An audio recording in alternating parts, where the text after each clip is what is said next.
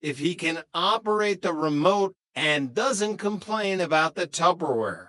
All right, do me a favor, Jeff said, his voice solemn. Cremate me and throw my ashes in his face. Audrey finally looked at him. Jeff, that is incredibly petty. It's my final power move. I want to be the literal dust in his eyes. I want to be a constant reminder that he is the second choice, the bitchy accurate choice. Well, you better hope he doesn't have a vacuum, Audrey said, because I'm not cleaning you up twice. See, this is why we're a team, Jeff said, satisfied. You handle the logistics, I handle the spite. Chapter 28, The Umbrella Incident. A few days later, the group was at the diner, and Jeff was in the middle of telling his favorite story, the one about the umbrella. So, there's this party guest, Jeff began, leaning across the table. She comes into the bedroom to get her coat off the pile, not knowing that I'm underneath the pile having my own private party with Vanessa.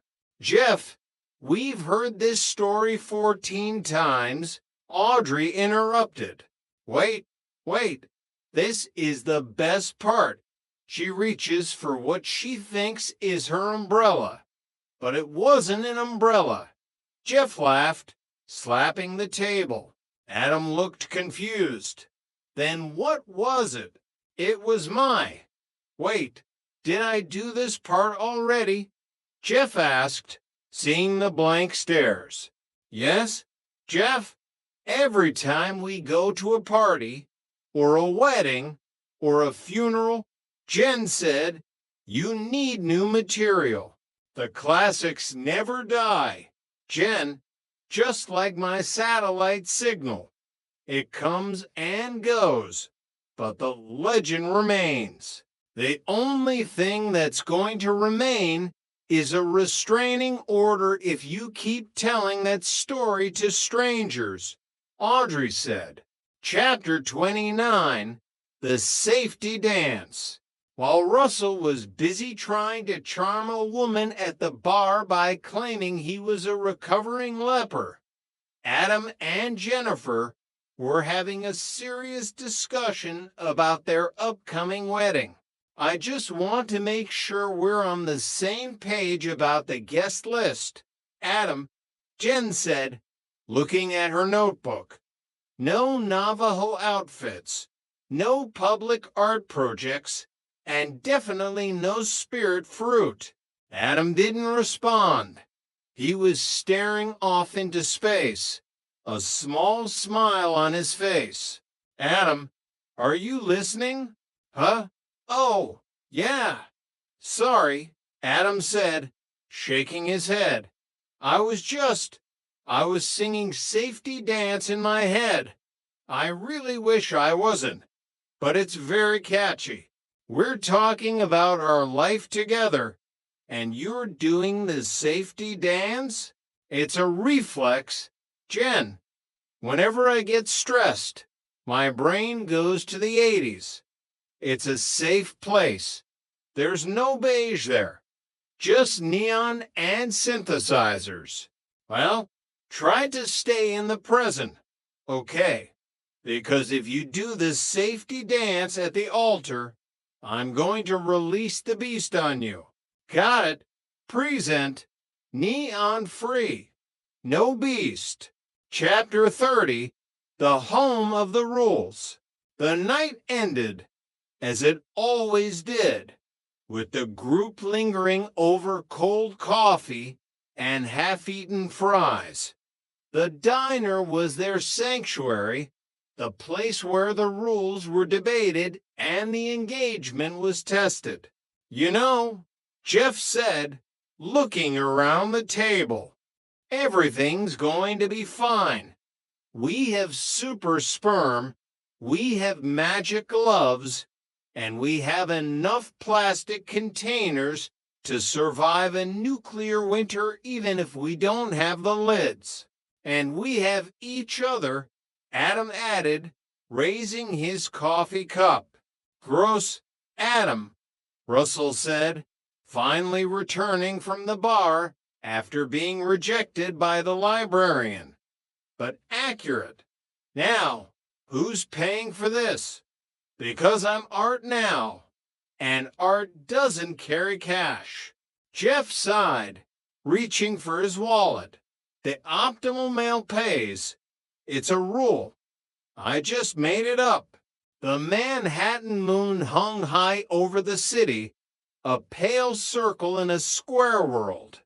In apartment 7B and across the hall, the lights flicker off one by one. The satellites stayed in orbit, the remote stayed on the nightstand, and the rules, though ever-changing, stayed in play.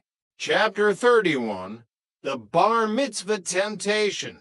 The following Saturday was the bar mitzvah of Jeff's nephew, an event Jeff had been dreading for months, not because of the religious significance, but because of the catering restrictions.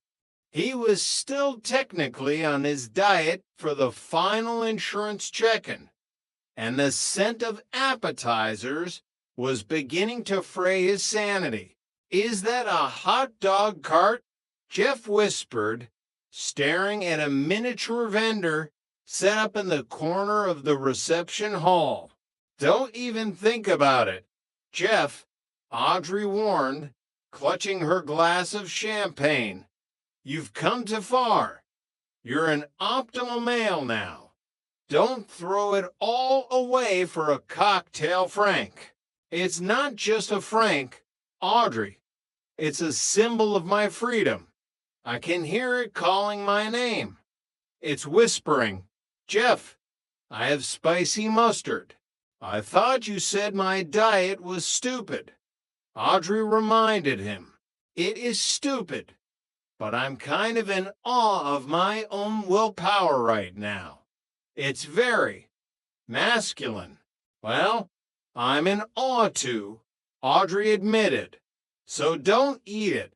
Let's go dance."